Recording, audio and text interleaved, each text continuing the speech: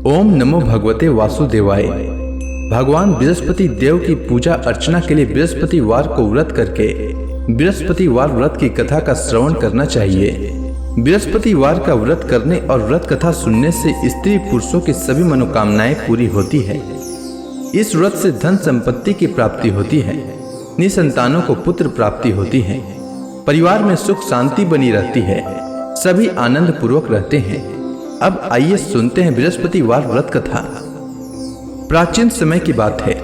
भारत में एक राजा राज्य करता था। वह बड़ा प्रतापी तथा दानी था। वह नित्य प्रति मंदिर में भगवत दर्शन करने जाता था। वह ब्राह्मण और गुरु की सेवा किया करता था। उसके द्वार से कोई भी याचक निराश होकर नहीं लौटता था। वह प्रत्येक गुरुवार को व्रत रखता एवं पूजन करता था। हर दिन गरीबों की सहायता करता था। परंतु यह सब बातें उसकी रानी को अच्छी नहीं लगती थी। वह न तो व्रत करती और न किसी को एक भी पैसा दान में देती थी। वह राजा से भी ऐसा करने को मना किया करती थी। एक समय की बात है। राजा शिकार खेलने वन को चले गए। घर पर रानी और दासी थी। उस समय गुरु बृहस्पति साधु का रूप धारण कर राजा के दरवाजे पर भिक्षा मांगने आए। साधु ने रानी से भिक्षा मांगी तो वह कहने लगी, हे साधु महाराज, मैं इस दान और पुण्य से तंग आ चुकी हूँ। इस कार्य के लिए तो मेरे पति देव ही बहुत हैं। अब आप ऐसी कृपा करें कि सारा धन नष्ट हो जाए तथा मैं आराम से रह सकूं। साधु रूपी बृहस्पति देव ने कहा, हे देवी, तुम बड़ी विचित्र हो। संतान और धन से कोई दुखी नहीं होता है, इसको सभी चाहते हैं। पापी भी पुत्र और धन की इच्छा करता है। अगर तुम्हारे पास धन अधिक है तो भूखे मनुष्यों को भोजन कराओ, प्याऊ लगाओ, ब्राह्मणों को दान दो, धर्मशालाएं बनवाओ, कुआं, तालाब, बावड़ी, बाग, बगीचे आदि का निर्माण कराओ तथा निर्धनों की कुंवारी कन्याओं का विवाह कराओ। साथ ही यज्ञ आदि करो। इस प्रकार के कर्मों से आपके कुल का और आपका नाम परलोक में सार्थक होगा एवं स्वर्ग की प्राप्ति होगी। परंतु रानी साधु की इन बातों से खुश नहीं हुई। उसने कहा, हे साधु महाराज, मुझे ऐसे धन की आवश्यकता नहीं जिसको मैं अन्य लोगों को दान दूं तथा जिसको रखने और संभालने में ही मेरा सारा समय नष्ट हो जाए।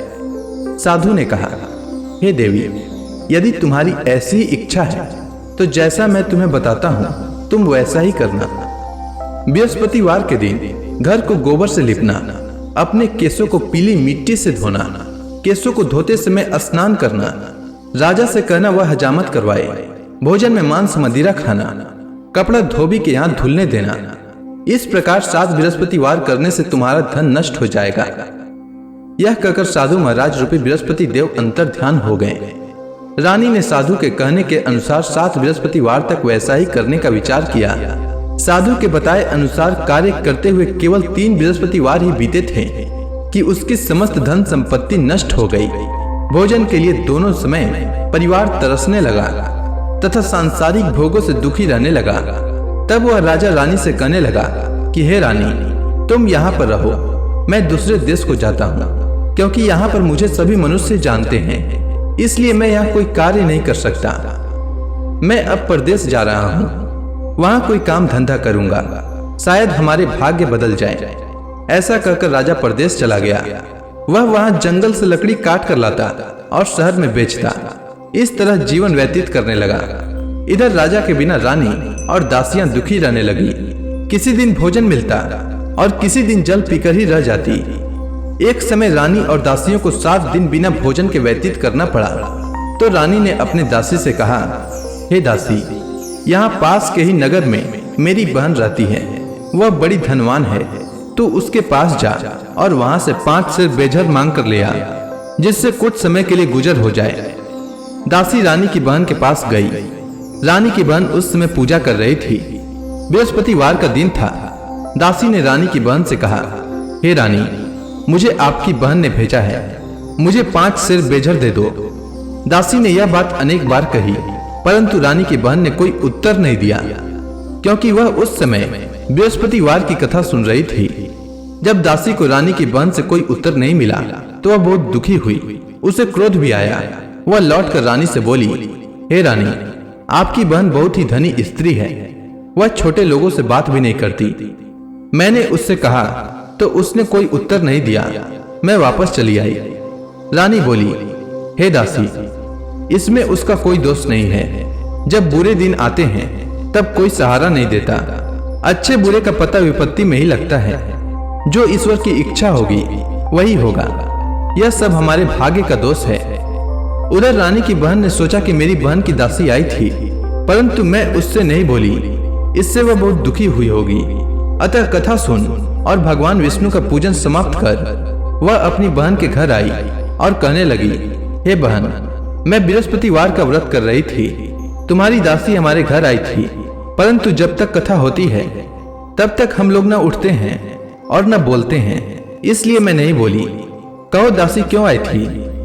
रानी बोली, बहन, हमारे घर अनाज नहीं था। वैसे तुमसे कोई बात छिपी नहीं है। इस कारण मैंने दासी को तुम्हारे पास 5 सेर भेजर लेने के लिए भेजा था। रानी की बहन बोली, बहन देखो, बृहस्पति भगवान सबकी मनोकामना पूर्ण करते हैं। देखो, शायद तुम्हारे घर में अनाज रखा हो। यह सुनकर दासी घर के अंदर गई तो वहां उसे एक घड़ा बेझर का भरा मिल गया। उसे बड़ी हैरानी हुई क्योंकि उसने एक एक बर्तन देख लिया था। उसने बाहर आकर रानी को बताया। दासी अपनी रानी से कहने लगी, हे रानी, देखो, वैसे हमको जब अन्न नहीं मिलता तो हम रोज ही व्रत करते हैं। अगर इनसे व्रत की विधि और कथा पूछ ली जाए तो उसे हम भी किया करेंगे। दासी के कहने पर रानी ने अपनी बहन से बृहस्पतिवार व्रत के बारे में पूछा। उसकी बहन ने बताया, हे रानी बहन, बृहस्पतिवार को सूर्योदय से पूर्व उठकर स्नान करके बृहस्पतिवार का व्रत करना चाहिए, लेकिन उस दिन सिर नहीं धोना चाहिए। बृहस्पतिवार के व्रत में चने की दाल और मुनक्का से विष्णु भगवान का केले के वृक्ष की जड़ में पूजन करें तथा दीपक जलाएं। उस दिन एक ही समय भोजन करें। भोजन पीले खाद्य पदार्थ का करें तथा कथा सुने। इस प्रकार करने से गुरु भगवान प्रसन्न होते हैं, अन्न पुत्र धन देते हैं, मनोकामना पूर्ण करते हैं। व्रत और पूजन की विधि बताकर रानी की बहन अपने घर लौट गई। रानी और दासी दोनों ने निश्चय किया कि बृहस्पति देव भगवान का पूजन जरूर करेंगे। 7 दिन बाद जब बृहस्पतिवार आया तो उन्होंने व्रत रखा। घुड़साल में जाकर चना और गुड़ बीन लाई तथा उसी दाल से केले की जड़ तथा विष्णु भगवान का पूजन किया। अब भोजन पीला कहाँ से आए? दोनों बड़ी दुखी हुई, परंतु उन्होंने व्रत किया था, इस कारण बृहस्पति देव भगवान प्रसन्न थे। एक साधारण व्यक्ति के रूप में वे 2 थालों में सुंदर पीला भोजन लेकर आए और दासी को देकर बोले, हे दासी, यह भोजन तुम्हारे और रानी के लिए है, तुम दोनों करना। दासी भोजन पाकर बड़ी प्रसन्न हुई और रानी से बोली, रानी जी, भोजन कर लो।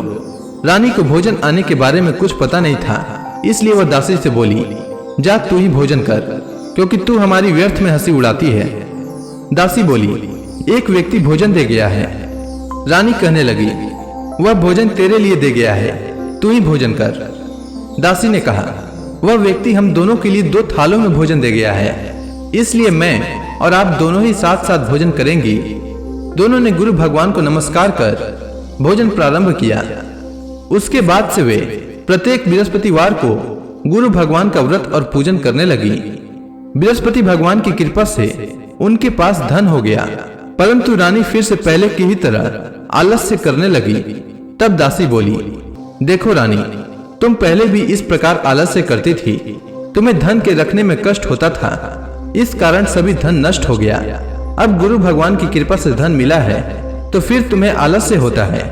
बड़ी मुसीबतों के बाद हमने यह धन पाया है, इसलिए हमें दान पुण्य करना चाहिए। तुम भूखे मनुष्यों को भोजन कराओ, प्याऊ लगवाओ, ब्राह्मणों को दान दो, कुआं तालाब बावड़ी आदि का निर्माण कराओ, मंदिर पाठशाला बनवाकर दान दो, कुंवारी कन्याओं का विवाह करवाओ। धन को शुभ कार्यों में खर्च करो, जिससे तुम्हारे कुल का यश बढ़े तथा स्वर्ग प्राप्त हो और पितृ प्रसन्न हो। दासी की बात मानकर रानी ने इसी प्रकार के कर्म करने प्रारंभ किए, जिससे उनका काफी यश फैलने लगा। एक दिन रानी और दासी आपस में विचार करने लगी कि न जाने राजा किस दशा में होंगे, उनकी कोई खोज खबर नहीं है। गुरु भगवान से उन्होंने प्रार्थना की और भगवान ने रात्रि में राजा को स्वप्न में कहा, हे राजा, उठ, तेरी रानी तुझको याद करती है, अब अपने देश को लौट जा। राजा प्रातः काल उठकर जंगल से लकड़ियां काट कर लाने के लिए जंगल की ओर चल पड़ा।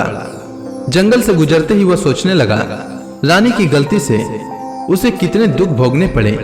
राजपाट छोड़कर उसे जंगल में आकर रहना पड़ा। जंगल से लकड़ियां काटकर उन्हें बेचकर गुजारा करना पड़ा। उसी समय उस जंगल में बृहस्पति देव एक साधु का रूप धारण कर आए और राजा के पास आकर बोले, हे लकड़हारे, तुम इस सुनसान जंगल में किस चिंता में बैठे हो, मुझे बतलाओ। यह सुनकर राजा के नेत्रों में जल भर आया और साधु की वंदना कर बोले, हे प्रभु, आप सब कुछ जानने वाले हैं। इतना कहकर राजा ने साधु को अपनी संपूर्ण कहानी सुना दी। महात्मा दयालु होते हैं। वे राजा से बोले, हे राजा, तुम्हारी पत्नी ने बृहस्पति देव के प्रति अपराध किया था, जिसके कारण तुम्हारी यह दशा हुई है। अब तुम किसी प्रकार की चिंता मत करो, भगवान तुम्हें पहले से अधिक धन देंगे। देखो, तुम्हारी पत्नी ने बृहस्पतिवार का व्रत प्रारंभ कर दिया है। अब तुम भी बृहस्पतिवार का व्रत करके चने की दाल व गुड़ जल के लोटे में डालकर केले का पूजन करो, फिर कथा सुनो। भगवान तुम्हारी सब मनोकामनाओं को पूर्ण करेंगे।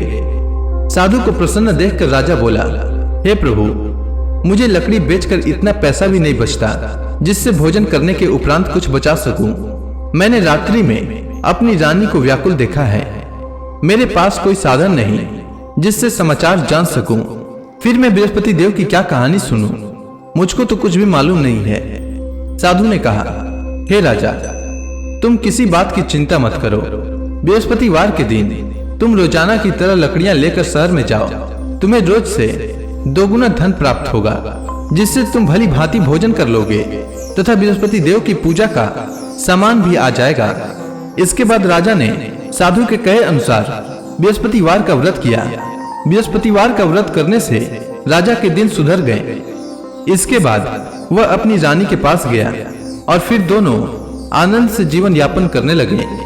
इसलिए सुख समृद्धि की कामना करने वाले मनुष्यों को बृहस्पतिवार का व्रत करना चाहिए और बृहस्पति देव की पूजा करनी चाहिए।